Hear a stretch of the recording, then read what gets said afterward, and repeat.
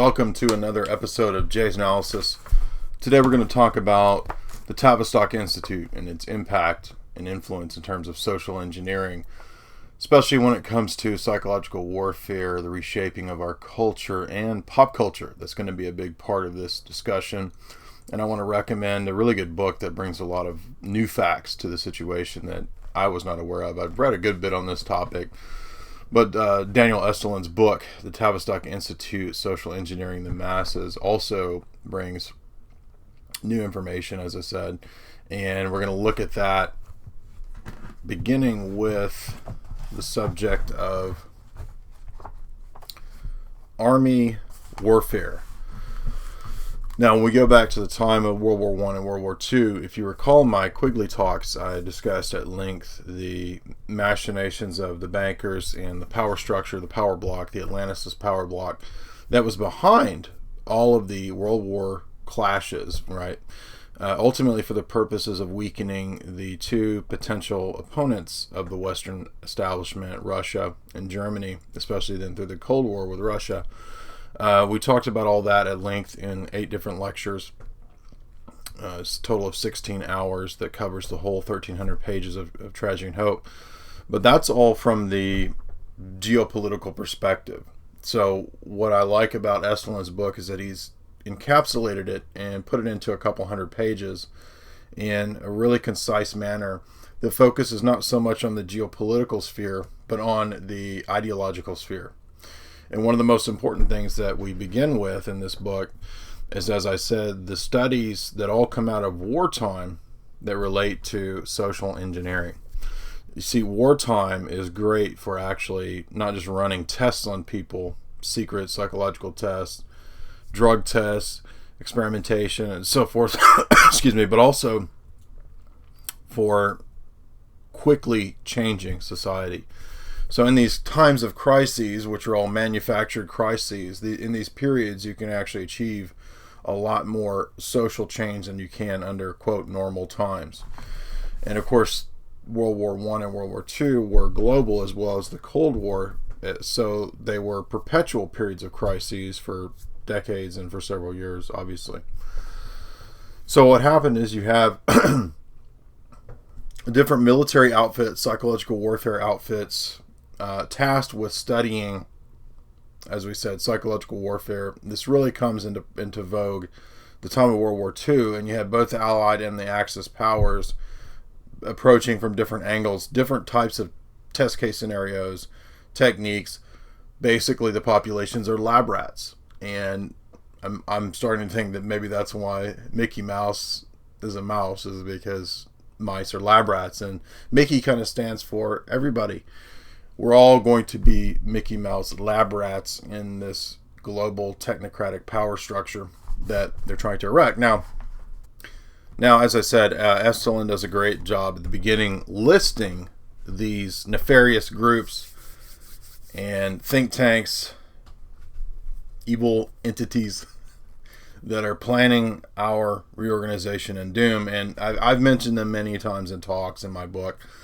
But it's worth mentioning, again, I think, the chief architects of this problem that we're all now living under. He mentions, obviously, Tavistock. That's the subject of the book. And this is World War, basically gets really ramped up during World War II. And they really pioneer a lot of the new techniques and models of social engineering based on a whole range of, even at times, bizarre types of studies that you wouldn't expect. But as we progress through the book, you're going to see why they would study things that might not immediately seem relevant to psychological warfare. He mentions the Stanford Research Center. We know about all of their involvement and everything from the internet to MKUltra and much, much more. He talks about MIT, the RAND Corporation. These are all notorious characters, usual suspects that we've all talked about many times. The Advanced Center for Behavioral Sciences at Palo Alto, the Institute for Social Research at University of Michigan, Wharton School of Business, Harvard School of Business, London School of Economics, obviously, National Training Laboratories, Hudson Institute, Estulin Institute, big pioneers of the New Age movement. National Institute of Mental Health, interesting, NIH.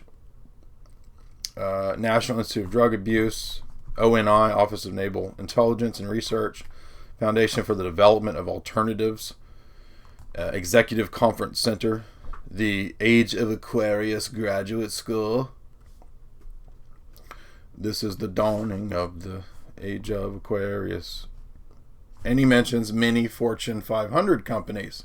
So you see that this is a global plan. It's not just relegated, or it's not a few people who have crazy ideas. This is actually multiple CEOs, corporations, Fortune 100 especially, are all tied into the same program that comes out of World War I and World War II. And this is really the overriding conspiracy. I mean, if you're not talking about this kind of stuff, you're not talking about the real thing. This is the real essence, heart, and meat of the entire attempt to change mankind. That's going to be very important because we're going to mention and look at the document Changing Images of Man by Willis Harman. And this was a document back produced by Stanford Research, which deals with how they would conduct the entire alteration of Western civilization and ultimately the globe as a whole. Now, this plan is already well underway. We've talked about this many times, that the New World Order was basically established post-World War II, Bretton Woods system, the BIS, International Banking System. I've done countless talks and articles on all that. So you can go find those, the Strategy and Hope talks. So we won't focus on the economic aspects of this. We're going to talk about all of these psyops and social engineering techniques and tactics, which ultimately, again, as Estulin will show, ties more so into MK Ultra. And this book will actually parallel very well with my book, Esoteric Hollywood, which you can get signed copies at my site. I have almost 100 5-star reviews now, 95% positive, at Google, or at Amazon, Google, Goodreads, and so forth. So definitely get a copy of my book, because I go into this in 363 pages, 404 footnotes. Estulin ties it in well to MK Ultra and the Laurel Canyon type stuff that Dave McGowan talks about in his book. Now, Estulin doesn't talk about Laurel Canyon, but he does talk about all the stuff that also ties into it. So it's a great companion to that book if you like to study counterculture and the interlocking power directorates that are basically behind pop culture. So we listed all those entities. Those are important key ones. Many more could be listed. Top think tanks like Brookings Institute, Carnegie Endowment, so forth and so on. And really, what Estulin argues is that these are locked at the hip to the Rockefellers, essentially, in the American power structure, that they've had the most power and influence over the last century. Now, there's so much in here that's just going to blow your mind that, again, you really have to get this book. I mean, and it's an easy read, a couple hundred pages, but it's just packed with just the essence of the New World Order systems paradigm, and how the psychological warfare works. And when you see this, when you read this, when you understand this, you're not going to fall for social justice warriors and all this baloney that's out there, because they actually wrote about the SJW's social justice warrior altering man's conception of body image, stuff like fat acceptance, this kind of stuff. All of this was studied and planned. So I want to make another point too, that getting people to accept austerity and is also part of the reversal of the image of man. And that's one of the key quotes in this book, is it's actually stated by one of the PSYOP doctors, that they were basically saying the way that we get this whole program across is through altering man's view of man. And that's why documents like the Club of Rome's First Global Revolution, which deals with slowing growth, limits to growth was the older publication title. First Global Revolution, as I've written in many articles, talks about fingering or picturing man as the cause of some new faux threat, which they title pollution. Pollution, green, climate, blah, blah, blah. That is specifically stated in the Club of Rome documents as invented. It's an invented threat intended to unify the world against the new perceived enemy. But as we've seen so many times, just like in many science fiction stories or movies, the enemy isn't real. This is a concocted enemy drawn up by PR firms and think tanks and psyops managers and doctors, the managerial class, marketers, right, to convince people to start living a new way. And that living of a new way, as Estulin writes and as many others have written, is really embodied in Brave New World.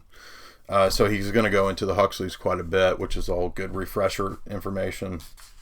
But I want to point out that early on he discusses the Tavistock Institute creating the notion of fake guilt. Yes, fake guilt. You have to feel guilty for who you are, for your ancestors, for what you grew up with, for everything you were taught, for the fact that you breathe air, the fact that you had ancestors who might have had slaves, and you were a colonialist, therefore you're evil. I mean, so it's not just white guilt, it's also male guilt, right? The evil patriarchy. If you have children, right, this is bad for the earth. It's all this stuff is studied and put upon you mainly through the education system and the media. And this was all studied by Tavistock and laid out in their papers, their white papers.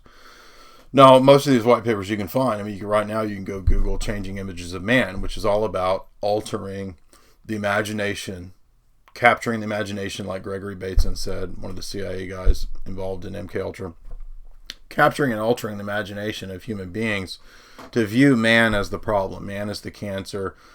Earth is a living organism, and we're like the little, cancer viruses on the surface of it or something. This is all concocted. It's all made up. It's not true. I mean, there may be aspects of, to these things which are true. There may be some sense in which all living things are connected or something like that. But that doesn't mean that man is therefore the problem, right? Kill the babies, save the whales type of thing. But now you can start to see why the promotion of abortion and all this kind of stuff, population displacement and reorganization, Kelly Greenhill, weapons of mass migration, this also fits into these plans and these strategies. And austerity, right? So how many times have we talked about the target cities, the gentrification areas, gentrification zones, smart cities, the zoning laws, the UN cultural heritage sites, all of this fits in. It's all part of the same structure, same plan.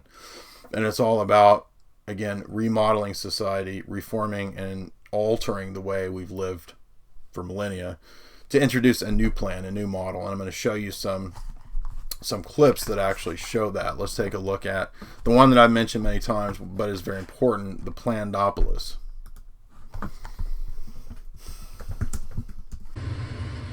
Oh, hi. I'm so glad you're on time. I'm V. I'm looking forward to showing you around Plandopolis today. My husband works from home. He's a virtual engineer working on one of the city's desalination plants. He controls the robots who do all the important maintenance. I think he basically plays computer games for a living. You ready to go? Have you got your calorie card open on your smartphone? I registered your visit with Slick Travel Corp the other day, so they've allotted you a journey time to match mine. It makes so much sense, doesn't it? Switch off brain and go to work. With this many people around, I'm glad there's a mega computer in charge. We're so lucky. Our kids were allocated a school quite near my practice, so I can drop them off on the way. It saves on our calorie ration. Well, it won't be long until the little darlings get their career announcements. They've been working so hard, so I'm sure they'll get something good. Not that there's anything wrong with fixing carbon scrubbers for a living or anything. Are you hungry? Let's pop to the market as we're passing. Right, what's on the menu this month? No, not meat. It's not your birthday. The Global Food Council are doing a really good job of keeping food production going. I mean, you don't get the choice you used to, but we're better off than most. I think it's probably easiest to walk from here. You barely see a car in the city centre nowadays, unless you're rich. Well, the state knows they just aren't practical anymore. We're all trying to meet our global carbon deal. Electric bikes are so much better for getting around our neighbourhood. And why waste valuable space on car parks when you can use them to grow food? I don't care what you say, Alex. They don't deserve to live in that ghetto. They are completely disconnected. No high-speed transport system, no new internet. They miss out on jobs and many essential services too. Oh, hi again. What a day. I had to make an emergency visit to the Cry Freedom ghettos. I mean, I miss my sister like mad, but I'm glad they went when they moved to New Amsterdam. They're safe from climate change on the floating city. That must be her now. It's much easier to meet up with friends virtually now. So many cities have banned cars in central areas. Ooh, looks like she's got some juicy gossip.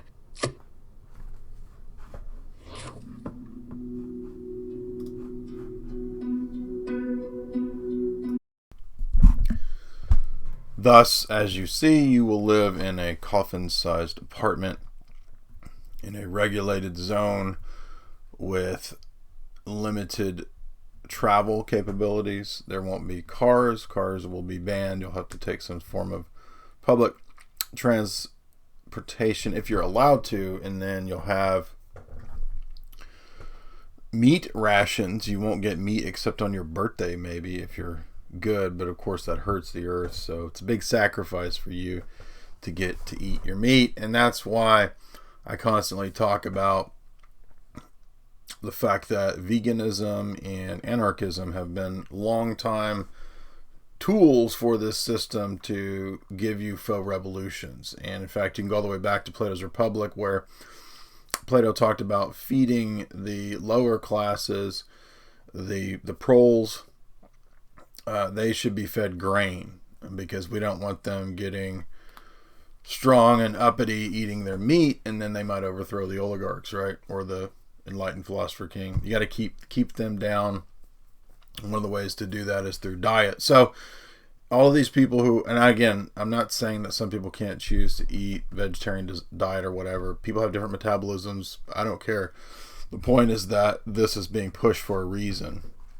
And part of that reason is the overall larger social engineering tactic to try to make everybody feel bad, to try to make everybody think that man is the problem on the planet, and therefore austerity will be the answer to save the earth, right? But this is, again, just a banker scam, right? Now, he goes into talking about the Axis plans, various Axis powers, the Nazis, Japanese, others that had different techniques of psychological warfare and would do different types of studies based on what they thought could alter mass perception. And of course, we've all seen Nazi rallies and everybody out there cheering and so forth. The Fuhrer, and everybody's seen probably images of the Japanese emperor, things like that.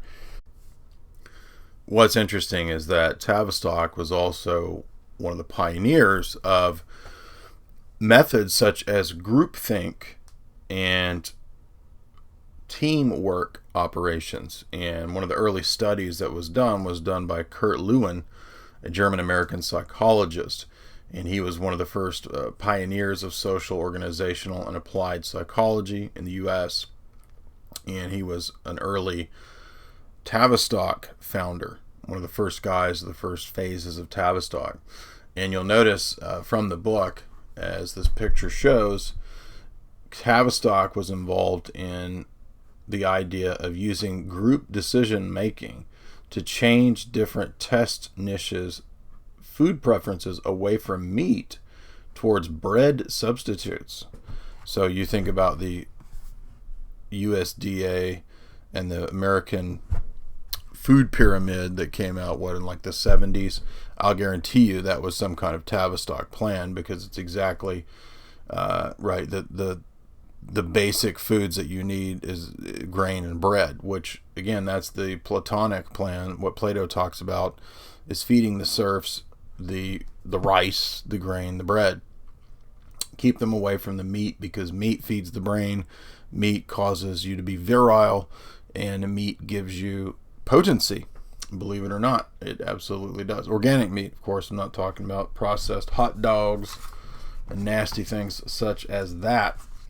But groupthink was pioneered through Rees and Lewin. And Rees is another one of the characters that we have to look at.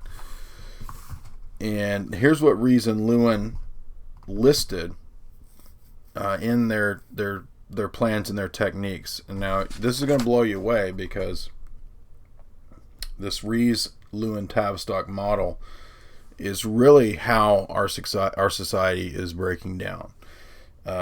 It talks about breaking down the existing democratic institutions. Now, they're not really democratic, but they are being broken down through importation of gangs. So, migration, police-controlled terrorist gangs, government-aided gangs. Think about the Bloods and the Crips in the 80s and the 90s in LA. Gangs, gang warfare. This causes the society to believe that it's breaking down. And as a result, as Lewin wrote, fascism with a democratic face can be instituted, right? The pleasure dome police state. So you cause the disturbance. We've done many, many videos about this, right? The planned destabilizations and so forth, and the astroturfing, and this also ties into the CIA connected to drug running and gang operations, the crack running in the 80s and so forth. Freeway Ricky Ross, you can listen to his interviews where he talks about this, and then of course the whole story of Gary Webb. But gangs are good for creating a destabilized environment, and they can also function as a covert side way that the military and dark side of the establishment, the CIA, can run things covertly, be it weapons or arms or human trafficking. And gangs thus work intimately with intelligence agencies. Psychological warfare would be used on the population. Psychological warfare campaigns modeled after the Phoenix program. And get this, they would be used by the media. The media would then use these instances of, gang warfare, shootings, whatever it might be, to induce mania in the population on the whole. Then the mass media will use subliminal technology to implant psychological thoughts, material, as well as exacerbating infantile impulses in the target population. The idea here is to reduce man to an infantile state where he recedes and dissociates into fantasy and fantastical synthetic living. So here's your Comic-Cons and your cosplay and all your nerds and geeks and dorks and crazies and furries who are losing their mind, and the cloppers and the bronies. This is all a reaction that was planned. Local community control is necessary. This is your UN buying off your mayors and your local people, declaring your area UN heritage site. And then what you do is you exacerbate racial, sexual, regional, national, group, and ageist divisions. Now, I'm not saying that means we should have no divisions. That's part of the technique, is right, fake diversity. We've all got to be diverse. That's actually a weapon to destroy real diversity. So the news, this is funny. The news actually is supposed to concoct fake human interest stories. That's right, puppies born down the street from you, a litter of 25 puppies magically born. An old man who gives his old sandwiches and hot dogs to feed the three-legged elephant in the park, right? Heartwarming stories. The animal rights activists who are sleeping in front of the pet shelters. These are all bullshit, nonsense stories, and they're actually part of the subliminals and fake news, because Estulin actually does cover fake news. So, what else? Community control, we mentioned that. Feminism. Feminism is a big part of this, setting the genders against one another, setting neighbor against neighbor, the implementation of austerity, and this is where it gets really fascinating, which you probably wouldn't expect, but it actually makes perfect sense. The Tavistock Institute went into great depth studying how to manipulate people through fake competition. So think about your Employee of the Week board at work. And Employee of the Week or Employee of the Month gets his picture put at the top of some goofy looking list at the grocery store or at the cubicle center that you work at, call center or whatever, and the top guy gets what, like $20 in groceries or something, like an Amazon gift card, or I don't know, whatever you get. That was all designed at Tavistock. And the reason that they did it was to see how far they could get people to screw over other people for the stupidest, most mundane and vain things. So are you willing to screw over your other competitive salespeople at your cell phone job? If you can sell more tablets and screw over your buddy, you're going to get the extra $20 Amazon gift card. All right, this is the kind of crap that was all designed at Tavistock to see at what point you could get people to screw everybody else over. Fake competition. Now, this was also implemented in the military strategies, military techniques by medals, military medals. Yes, you can get a little dinky piece of metal if you kill the most people. That was actually designed. Now, I mean, obviously there have been warfare medals, but what I'm saying is that Tavistock was tasked by the military for getting group cohesion studies done that would relate to military settings. And so that's why you see the military structure mirrors corporate structure, and many people go from the military world into the corporate world, vice versa. And that's because they're all scientific techniques and methods of assuring group compliance, and it gets much darker. As we said many times, it also deals with finding the breaking points at which you can traumatize people, right? And this is all part of the military studies. And then we get into MK Ultra and the fascinating story, Land of Memory, that is part of the BLUEBIRD story by Belgian Nobel Prize winner Maurice Maeterlinck. So let's look briefly at Maeterlinck. In the story, The BLUEBIRD, which is actually a 1940 Shirley Temple film, there is the tale, which involves two children, Tiltle and Miltle, who set out on a quest to find the bluebird of happiness. And it's kind of like Pilgrim's Progress or Wizard of Oz. They kind of go on a mythical journey, and the speculation is that the bluebird of happiness mythology is part of, or in some way related to, the approach to Project Bluebird, which is one of the MK Ultra projects. And the idea here is that it's the brainwashing of the participant in the program, perhaps through LSD and various other methodologies, but it's also then expanded to the mass population, mass social consciousness. And it deals with the alteration of memory and the alteration of the society that will actually become, in a way, a kind of a land or palace of the night. And as a result, you're going to get a lot of fatties, a lot of luxury, a lot of bizarre alterations in the structure of society. And as a result, the idea is that the two children are supposed to have their, quote, awakening. But the awakening is going to, in a way, be on one level esoteric. They can never enter the inner temple. And in another way, it's esoteric insofar as the children are learning that basically everything that they were looking for is not out there in some sort of mythical, magical thing. It's all, quote, within them.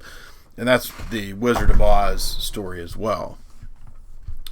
And that's their, quote, awakening. So in a way, you could see that it could be used as a kind of mind control programming, because if the story is basically that these different locations or ideologies or places or states or mystical truths are not going to give them the true awakening,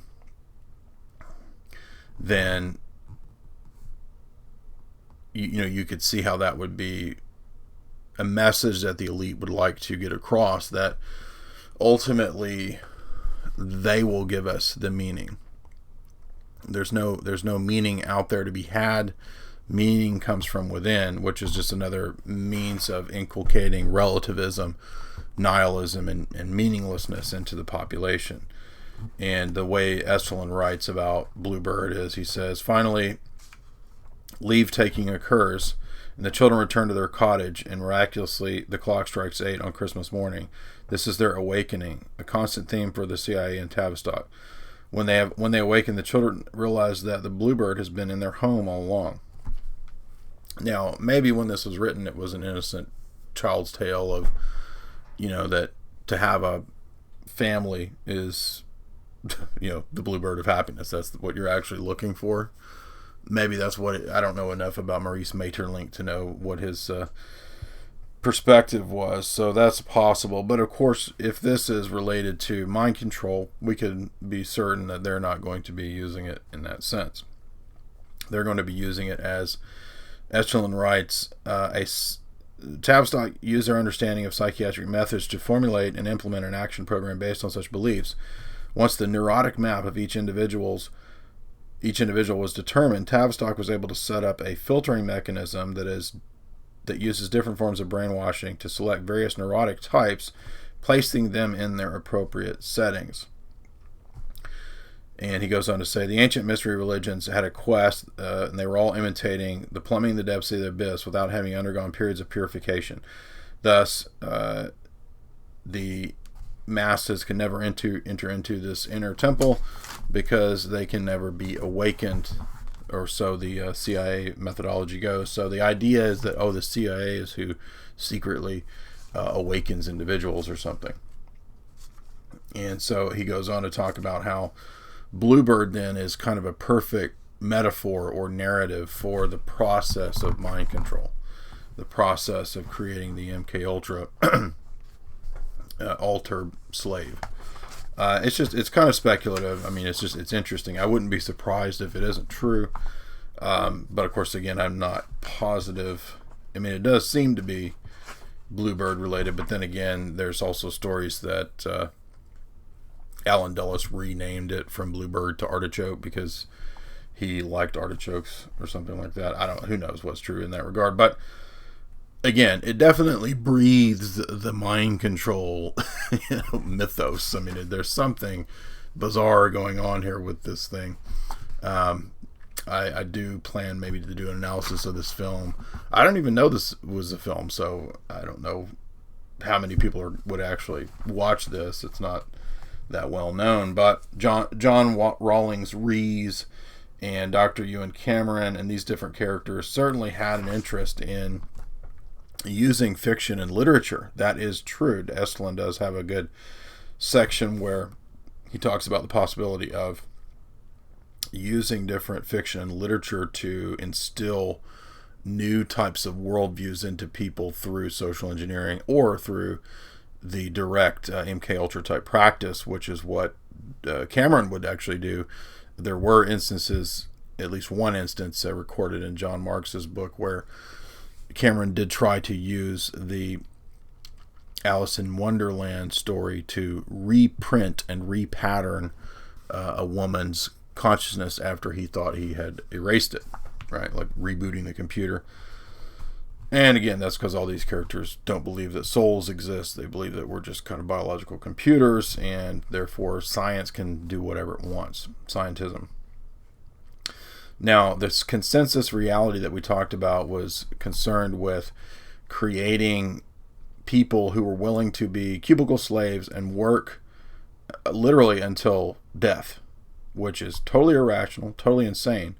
But back in the period of the 40s and 50s, right after the war, get this is crazy, but this makes perfect sense. There was the plan based on Taylorism and the Ford Foundation, the older model during the industrial period, of how to increase productivity at all costs. So they did a lot of experiments, a lot of tests on creating groupthink, creating the corporate man, the corporate world, the productivity world, selling this as, work your butt off and all this kind of stuff. Pull yourself up by your bootstraps and you'll get ahead.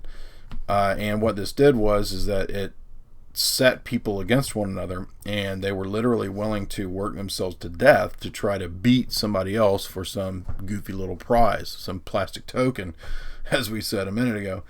And this would then lead them to accept eventually austerity, maybe. But then, apparently, or Estulin argues, the plan changed because they decided that they would not like to have overproductivity because it produced a lot of wealth, even despite the negative effects of setting men against one another artificially and creating consensus reality. They decided that baby boom, all this stuff was bad news, too many kids. Let's now go for zero growth is the new model. So to switch out of overproductivity and excessive, quote, growth, the new model becomes zero growth and zero population growth, which is also a 70s B movie, by the way. So moving into this would require the alteration of people's attitudes towards other human beings, and this, of course, all comes from the environmentalist and New Age agenda, and simultaneously the taking over of unions. And this was pretty new to me. I knew the Rockefellers basically ran and took over the unions, but I didn't know all the backstory.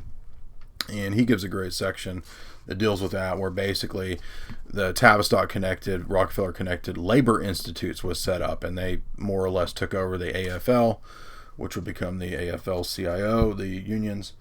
And they hired people like Skinner. And not only that, they set up worldwide labor institutes. They went to France, they went to Germany, they set up these different institutes that would be and Israel, Jewish Research Foundation on Human Relations.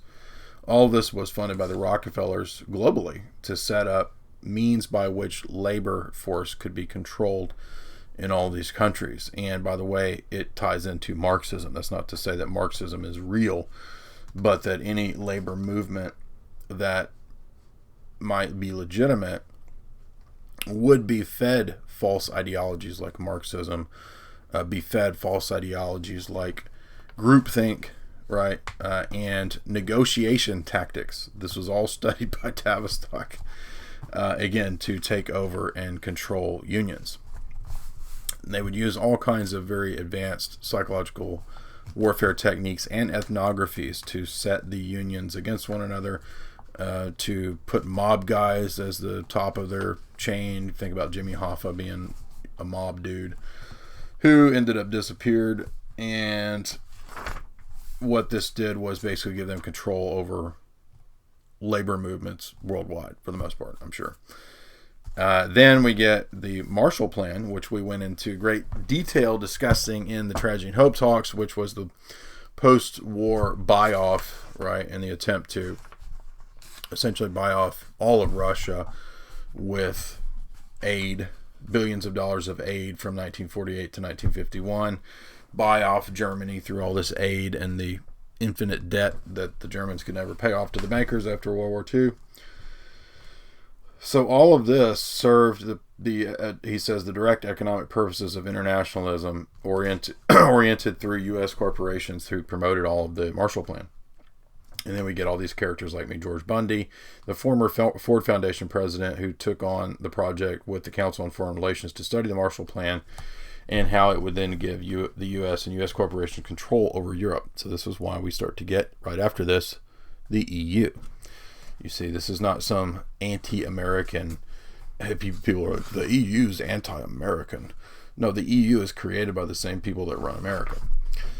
And the same people that run America run the Tavistock Institute, and that was all set up by the Royal Institute for International Affairs and the Rockefellers. The Rockefellers donated the initial money to Tavistock and to MK Ultra, if you read the biography of Dr. Ewan Cameron.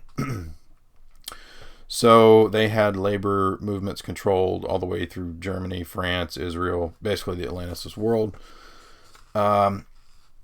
They utilized terror tactics, death squads, all kinds of stuff in different countries to make sure that the systematic campaigns of terror would ensure compliance against labor unions and so forth that didn't immediately go along. And this led everybody to decide, we've got to submit to the Schuman Plan of 1950. And this proposed that all of coal and steel production in France and Germany should come under one single supranational body. Well, I wonder who that will be. Yeah, exactly, the EU. Which again, all of this is at the behest of. So they really are remaking the world, is the best way to put it. Next, he goes on to discuss intelligence operations and how they were interested in operations Bluebird, Artichoke, various aspects of the MK Ultra projects. And we know, everybody knows about remote viewing and Stanford research and the men who stare at goats and all that stuff. That is obviously connected to MK Ultra as well. It's all part of the same rubrics, 149 sub-projects of MK Ultra. And Estulin, interestingly, on page 42, talks about the occult. Yes, they actually did study in various and multi-forms occult, shamanic, drug, hypnosis, mind control, voodoo practices. Yes. If you like this first half, be sure and check out the second half at jasonanalysis.com, where you can subscribe for $4.95 a month or for $60 a year to get access to all my full talks, lectures, and interviews. Also, be sure to pick up a copy of the Tavistock Institute, Social Engineering the Masses by Daniel Estulin. You can find that book at Trying Day Publishers. And go to jasonanalysis.com and you can get a signed copy of Esoteric Hollywood, Sex, Cults, and Symbols in Film. Also going to be the basis of the new TV show I have coming with Gaia TV. We've already finished 17 episodes and we're now working on another 6 to 12. So look forward to that. And as I mentioned, the book has almost 100 5-star reviews on Amazon, Google, Goodreads, etc., etc. Definitely a book you want to check out. You will not be disappointed. I promise you will learn something. So go to jasonanalysis.com and you'll see the tab at the top where you can order the book and subscribe to my talks, lectures, and interviews. Thank you for watching.